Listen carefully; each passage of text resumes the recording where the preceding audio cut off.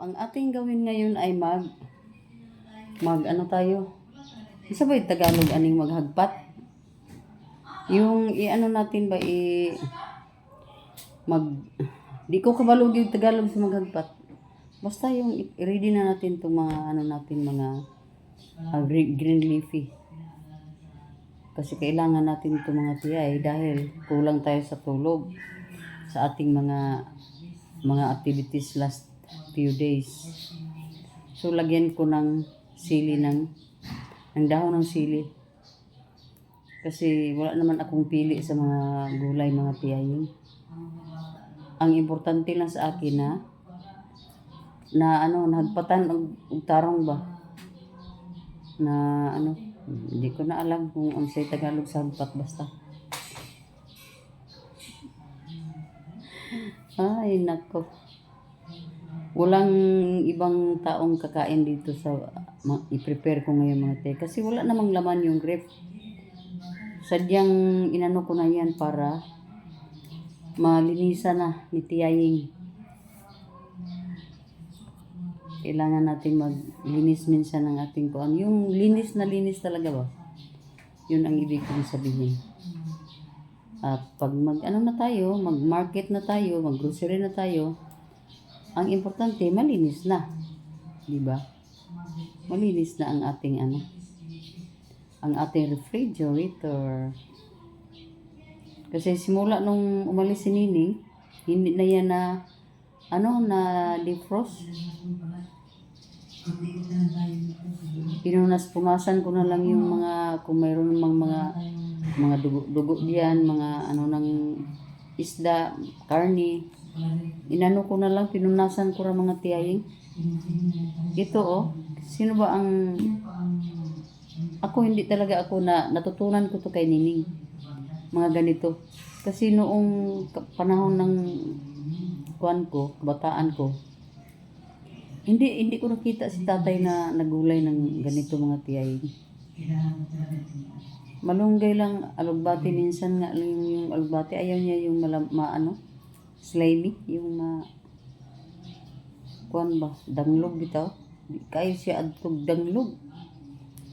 Di kayo akong tatay ba giluto og gulay. Dili siya ganahan og danglog. Muna nga wala pud mi masanay ang danglog. Sinining na.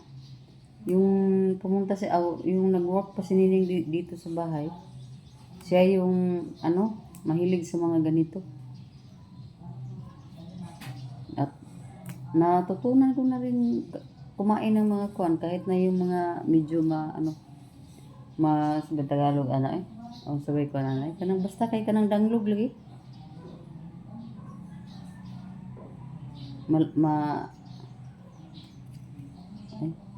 Magkamansa ang kamay ko dito ba? Hindi ko alam kung saan ang gunting. Yung gunting ko na pangkuan dito. Hindi ko alam.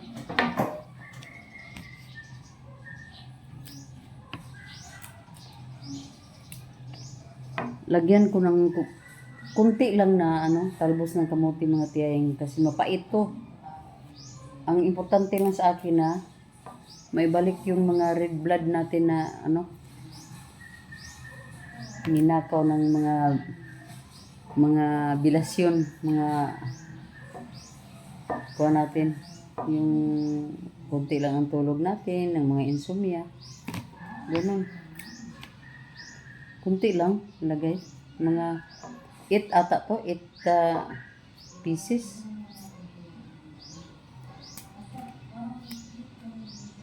And then, wala akong alugbati. Nagplano akong magtanim ng alugbati na ipat ko lang and then ipatatay ko lang ba. Lagyan ko ng katayan. Yung katayan, Tagalog ba ng katayan kay murag slaughter. Ay nako, yung para akyatan ng gapangan ng ating tawag nito alugbati. Para hindi siya mga tiyaying ba, hindi siya madumihan. Hindi maihian ng mga aso, mga ganun. So, medyo madaliin natin itong mga tiyahing dahil nag-boil na yung ano ko, yung ang tawag na ika. Nag-ano na oh. Ano na natin itong talong, na kunti. Ayan. Mm.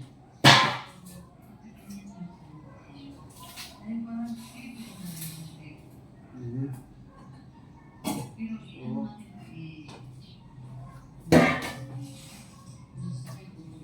So, bilisan ko na itong malunggay para hindi tayo mahuli. Para di ma-overcook yung ating talong at saka okra. Bilisan na natin to. Yung nakita kong mama doon sa TikTok na tiyaying na magmukbang palagi siya.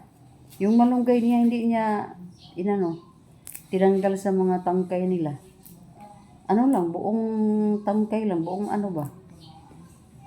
Yun lang. Yun ang ginawa niya. Oh? Diba? Ang importante lang sa akin na matingnan maigi kung wala bang mga sapat, wala bang mga insekto na magulay din natin, masali sa ating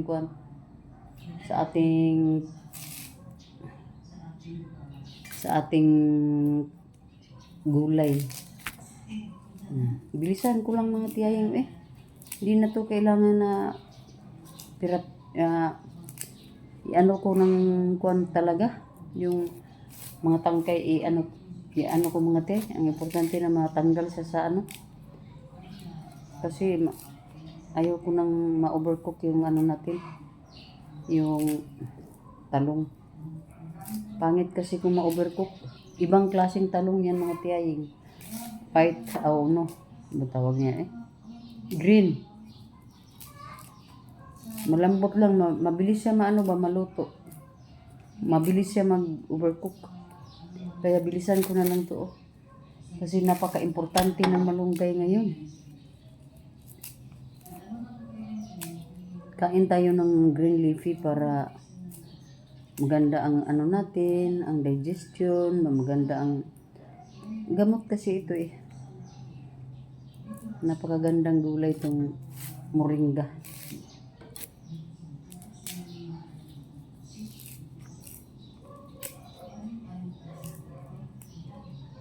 Bahala na kung tatlo lang naman to, pero ang yun, napakalaki ba,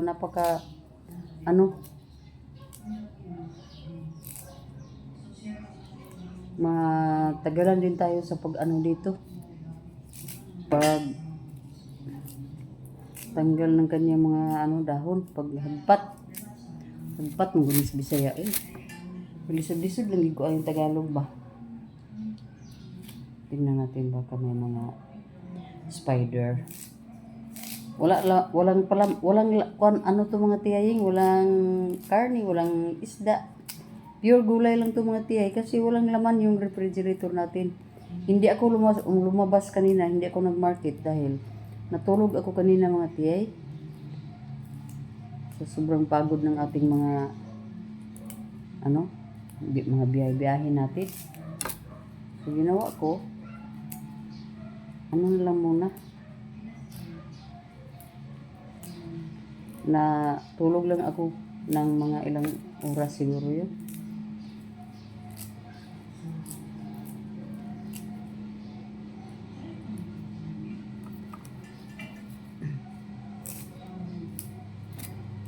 Ay nako, hindi na to maubos siguro sayang ng ipatayin ko na lang kaya to.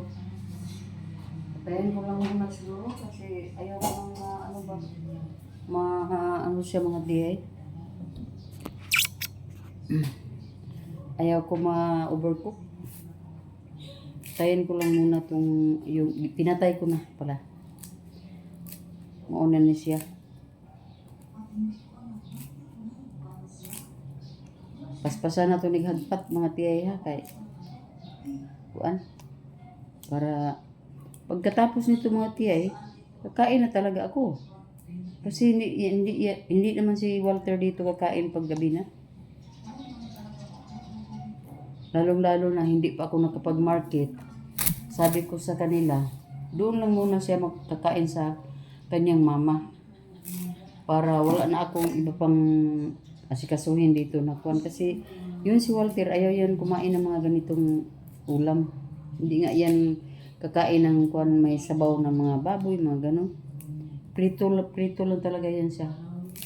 So ayaw ko din naman ng mga ganon. Gusto ko may sabaw. Kaya magkaiba ang mga ano namin. So yun mga tiyaying. Binilisan ko na ang pag ano dito. Para hindi masayang tong ano ba, malunggay. Bahala na unsa niyo eh. Basta kainin ko lang to. Kain na ako ng kunting rice. Damihan ko ang mga gulay ngayon. Kasi doon sa Manila, ang sarap ng kinakain namin. So ngayon, kakain na naman tayo ng mga simple na ano, masustansyang pagkain pang ano lang, pang probinsya. Ay nako.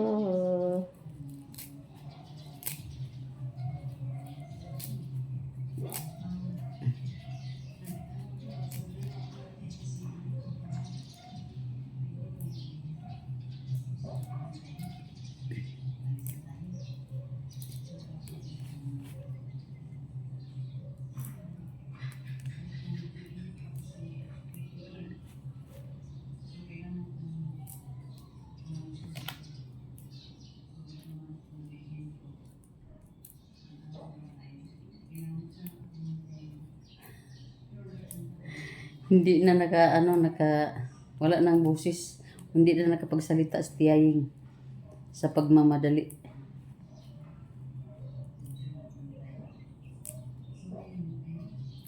Ganyan ako mga tiyay, kaya minsan, pag mayroon akong trabaho, hindi ko na i-record yun.